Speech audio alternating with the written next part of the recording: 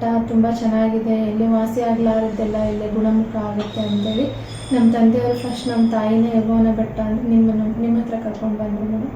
ನಂತರ ತುಂಬ ಸಮಸ್ಯೆ ಇತ್ತು, ಅವರಿಗೆ ಭಾಳಷ್ಟು ರಕ್ತ ಎಲ್ಲ ಆಗಿಬಿಟ್ಟಿತ್ತು ಗಾಯಗಳಲ್ಲಿ.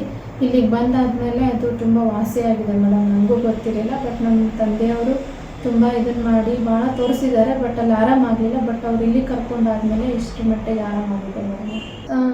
ನಮ್ಮ ತಾಯಿಯವರಿಗೆ ಸೋರಾಸಿಸ್ ಹಂಗೆ ಅಂಥೇಳಿ ರಕ್ತ ಎಲ್ಲ ಸೋರ್ತಾ ಇತ್ತು ಮೇಡಮ್. ಆಮೇಲೆ ಸ್ವಲ್ಪ ದಿನ ಆದಮೇಲೆ ಕಾಲೆಲ್ಲ ಊತ ಬಂದು ಅದೆಲ್ಲ, ಮತ್ತು ಕೈ ಎಲ್ಲ ಭಾಳಷ್ಟು ಅಲರ್ಜಿ ಆಗಿ ಭಾಳಷ್ಟು ನೋವಾಗಿತ್ತು ಮೇಡಮ್. ರಕ್ತ ಎಲ್ಲ ಬರ್ತಾಯಿತ್ತು.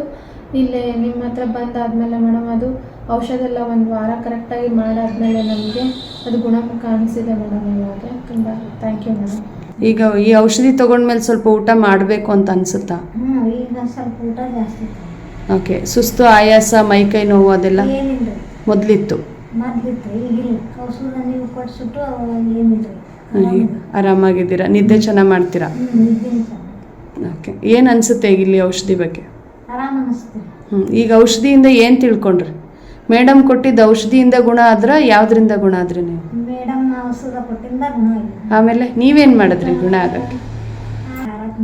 ಮೇಡಮ್ ಆ ಕಡೆ ಮನೆಯಿಂದ ಆರಾಮಾಗಿದೆ. ಈಗ ಅವೆಲ್ಲ ಬಿಟ್ರಿ? ಅವೆಲ್ಲ ಬಿಟ್ಟಿವಿ, ಚಹಾ ಬಿಟ್ಟಿವಿ.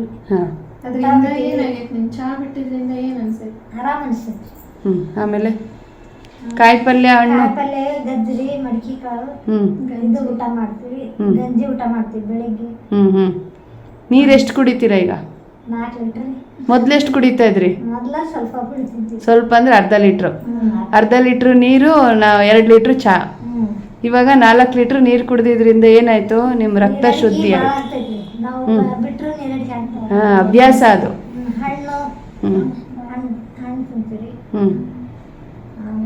ಎಲ್ಲ ಆರಾಮಾಗಿ ಮೇಡಮ್ ಆ ಕಡೆ. ಓಕೆ. ಈಗ ಒಳ್ಳೆ ಊಟ ಮಾಡೋದನ್ನ ಅಭ್ಯಾಸ ಮಾಡ್ಕೊಂಡಿರಾ? ಆ ಒಳ್ಳೆ ಊಟ ಏನು ಅನ್ಸುತ್ತೆ ನಿಮಗೆ? ಜಾಸ್ತಿ ತಿಂತೀವಿ. ಒಳ್ಳೆ ಊಟದಿಂದ ಏನು ಅನ್ಸುತ್ತೆ? ಚಲೋ ಅನಿಸುತ್ತೆ. ಈಗ ಇದೇ ಊಟ ಮುಂದುವರಿಸ್ತೀರಾ? ಈಗ ಮತ್ತೇನಾದ್ರು ಚಾಗ ಹೋಗ್ತೀರಾ? ಚಾ ಕುಡಿಯಲ್ಲಿನ ಬದುಕಿರೋವರೆಗೂ ಇದೇ ಊಟದಲ್ಲಿ ಇರಬೇಕು. ಇದೇ ಊಟ ಇದೆ. ಸರಿ.